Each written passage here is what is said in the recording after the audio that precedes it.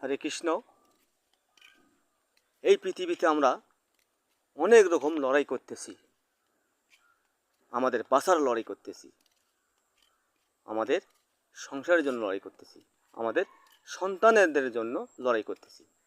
কিন্তু আমরা কি আমাদের নিজের জন্য লড়াই করতেছি না।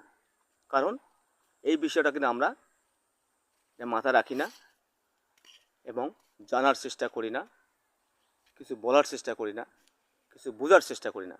শুধু সংসার নিয়ে আমরা ব্যস্ত আছি। ঠিক আছে, সংসার যেহেতু আমরা করেছি, সংসারের কথা অবশ্যই মাথায় রাখতে হবে।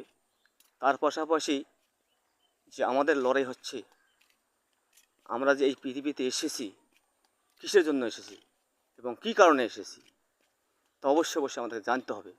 তাই বিষয়টা হচ্ছে আমাদের যে আমরা মরার পরে কোথায় যাব এবং আমার কি হবে, অবশ্যই এই বিষয়টা আমাকে মাথায় রাখতে হবে।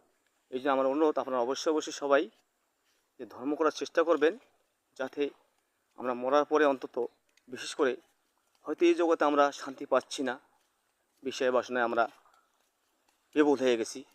এই জন্য আমাদেরকে অবশ্যই সবারই উচিত এবং সবারই জানার দরকার যে আমাদেরকে অবশ্যই সেই সৃষ্টিকর্তাকে অনুসরণ করতে হবে, তাহলে আমাদের হয়তো কিছুটা গতি হতে পারে।